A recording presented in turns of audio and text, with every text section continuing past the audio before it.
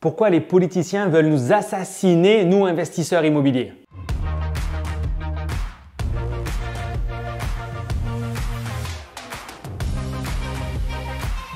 Hello à toi. Hello mon cher entrepreneur, ici Julien Manengo, j'espère que tu vas bien. T'as la patate.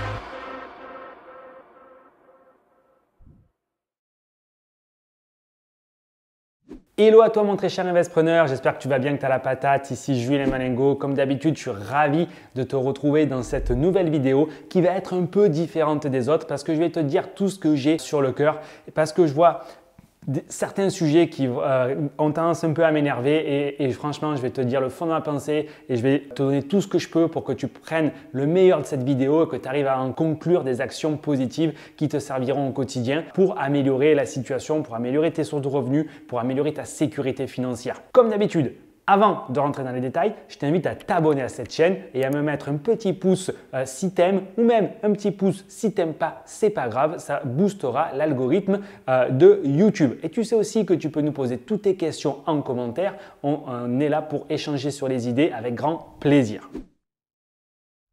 Alors, je te fais une vidéo, comme je t'ai dit, exceptionnelle parce que on va parler un petit peu d'immobilier, mais surtout on va parler des dernières mesures gouvernementales. Parce que là, à l'heure où je te fais cette vidéo, ça y est, c'est la fin de Covid, c'est la fin de la crise. Ça fait 2 ans qu'on nous barastine avec certains problèmes et qui ont disparu presque de manière naturelle, de manière éphémère. Et tout se porte bien mieux dans le meilleur des mondes, soi-disant.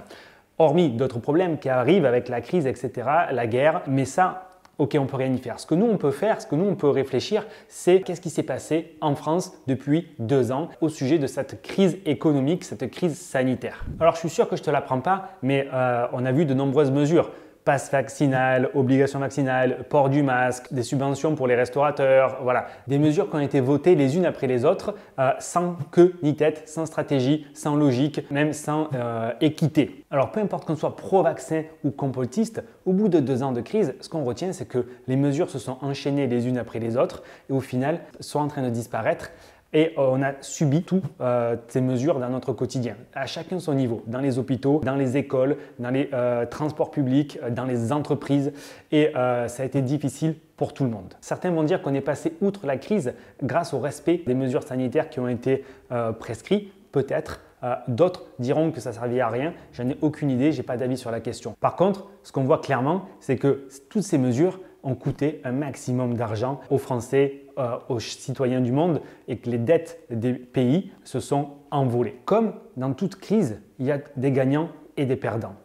Et c'est pareil dans l'immobilier. Il y a toujours un moment où il faut acheter, il y a toujours un moment où il faut vendre. C'est pareil dans la bourse. Il y a toujours des gagnants, il y a toujours des perdants. Alors oui, la dette a explosé, mais d'un autre côté, il y a quand même des gagnants qui sortent de cette crise. Et les principaux gagnants vont être les cabinets de conseil, les fabricants de ces vaccins qui au final, eux, sortent beaucoup plus riches que précédemment. Et ça, qu'on soit pro-vax ou complotiste, on ne peut pas le nier en fait, on ne peut pas le nier. Donc en réalité, qu'est-ce qu'ils ont fait ces gens-là? Ils ont surfé sur les bonnes vagues et ils se sont liés de bons partenariats parce qu'il faut comprendre comment ça marche. Des cabinets de conseil ont donné des conseils économiques et non pas médicaux à nos gouvernements qui, même s'ils cherchent le bien-être de leur peuple, censément, ils écoutent certains conseils qui n'ont pas forcément pignon sur rue lorsqu'ils ne sont pas légitimes pour se positionner. Au final, on se retrouve avec des vaccins à produire et des vaccins à écouler qui sont donnés par des entreprises de conseil économique et non pas médicales qui ont donc des intérêts quelque part biaisés parce que les personnes qui vont donner ces conseils-là sont sur des conseils de sécurité de l'ordre des médecins, sont sur des conseils au board de grandes entreprises qui produisent ces produits-là. Donc, il y a quelque part un gros conflit d'intérêts.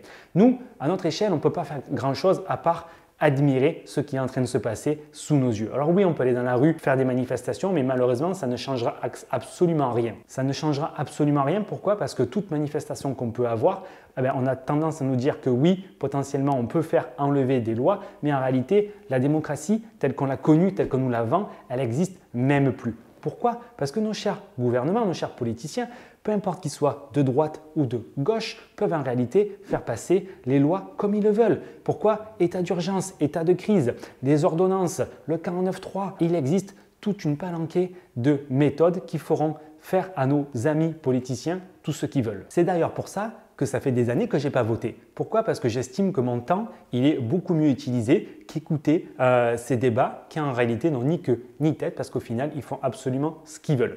Ils vont présenter des voix la nuit, le dimanche, quand seulement 10% des députés sont présents. Il y a vraiment un jeu de casserole, comme on pourrait dire, qui au final amène nos chers élus, nos chers représentants vraiment à diriger le pays très loin d'une démocratie telle qu'elle a été. Pour moi, ça n'a fait aucun sens de les écouter, ça ne fait aucun sens même d'aller voter et de représenter soi-disant une voix parce qu'en réalité, comme je vous l'ai dit, je pense que derrière, ça n'a aucune incidence.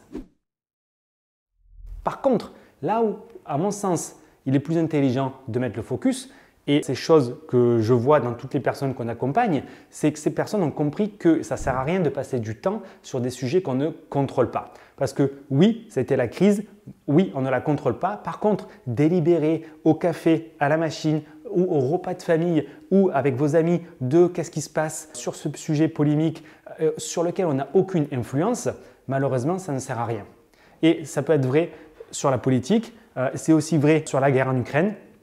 C'est aussi vrai sur tous les sujets. Malheureusement, on ne peut rien faire de ces sujets-là. Donc, passer du temps pour débattre à longueur de journée de choses qu'on ne maîtrise pas, quelque part, c'est fortement dommage. Pourquoi? Parce que vous ne passez pas ces minutes, vous ne passez pas ce temps, vous perdez cette énergie en la dispersant sur des sujets qui pourraient être beaucoup plus proactifs pour développer votre liberté et votre indépendance financière. C'est ainsi que depuis ces 2 dernières années, plutôt que débattre de sujets, si je puis dire, de moutons, où au final on nous force à faire des actions sur lesquelles on n'a aucun impact en direct, où on n'a aucun contrôle, si on a mis cette énergie, ce focus sur des choses qu'on aurait pu concrètement créer pour apporter de la valeur et se construire de véritables résultats, alors depuis 2 ans que c'est la crise, oui, de nombreuses avancées auraient pu être à ta portée personnellement. Par exemple, concrètement, tu aurais pu te former, tu aurais pu faire des recherches, même oui, si c'était plus difficile qu'auparavant. Il existe de nombreuses opportunités qui arrivent avec des locaux commerciaux,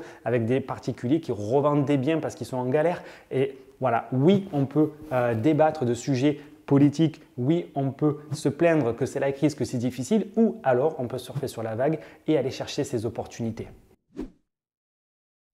Alors pourquoi est-ce que je te dis tout ça? Parce que je le vois tous les jours dans les personnes qu'on accompagne. Il y a 2 façons de se comporter dans la vie. C'est soit tu subis, soit tu appliques ce qu'on te dit de faire, soit tu fermes les yeux et tu suis le mouvement. Et ce mouvement, il a été créé depuis tout petit à l'école. Il est conformiste dans cette société où on ne peut pas faire les choses différemment parce qu'au travail, dans la rue, il faut se comporter un petit peu comme tout le monde. Soit du coup, tu développes ton esprit critique, tu surfes sur les bonnes vagues et tu ne t'arrêtes pas à ce qu'on a dit ou à ce qu'une personne t'a recommandé si elle n'a pas eu les résultats ou à ce que tu as entendu de près de ton entourage qui, encore une fois, n'a jamais eu les résultats que toi, tu souhaites avoir. Si tu veux vraiment avoir ces résultats, avancer de la bonne manière, ce ne sera ni le gouvernement, ni tes amis, ni tes proches, ni ton chien en fait, qui va te permettre d'avancer sur tes objectifs de façon à ce que tu atteignes vraiment les résultats que tu dis vouloir atteindre. Ça, cette responsabilité, elle n'est pas à l'extérieur. Ça ne peut pas être la 5e ou la 4e ou la 3e République qui va mettre en place des mesures pour toi pour financer le développement des revenus passifs. Ça ne marche pas comme ça.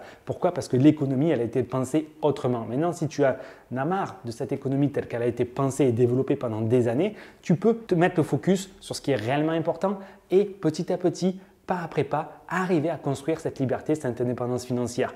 Il faut pour ça utiliser les bonnes stratégies. Les stratégies qui marchent, il n'y a pas des masses. Tu as la bourse, mais ça sous-entend que tu dois avoir un capital de départ. Sinon, tu as l'entrepreneuriat, mais ça sous-entend de prendre des risques au départ et de pendant longtemps travailler sans forcément avoir des revenus, ou alors d'utiliser les effets de levier et les opportunités qu'offre l'immobilier. Je te rappelle qu'en description de cette vidéo, tu vas trouver pas mal de stratégies qui te permettront de commencer tes investissements immobiliers à très haute rentabilité de la bonne manière, mais je ne pourrai pas le faire à ta place.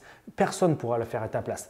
Ne crois pas que le gouvernement, ne crois pas que des entreprises clés en main, ne crois pas que des services publics le feront pour toi. Personne d'autre le fera pour toi et surtout n'écoute pas ce que les autres disent et surtout passe du temps sur ce qui est réellement important pour toi, sur quoi tu as un contrôle. Ça ne sert à rien d'attendre que les éléments extérieurs vont arriver et te donner des résultats. Et ça ne sert à rien de penser que ce n'est pas possible parce que d'autres personnes ne l'ont pas fait. C'est en créant des actions divergentes aujourd'hui que demain tu auras des résultats meilleurs. Et personne d'autre que toi, ni le gouvernement, ni personne ne pourra le faire à ta place. C'était Julien Malengo. Dis-moi en commentaire si tu as un avis sur la question. C'est avec un grand plaisir que je te répondrai. Ciao!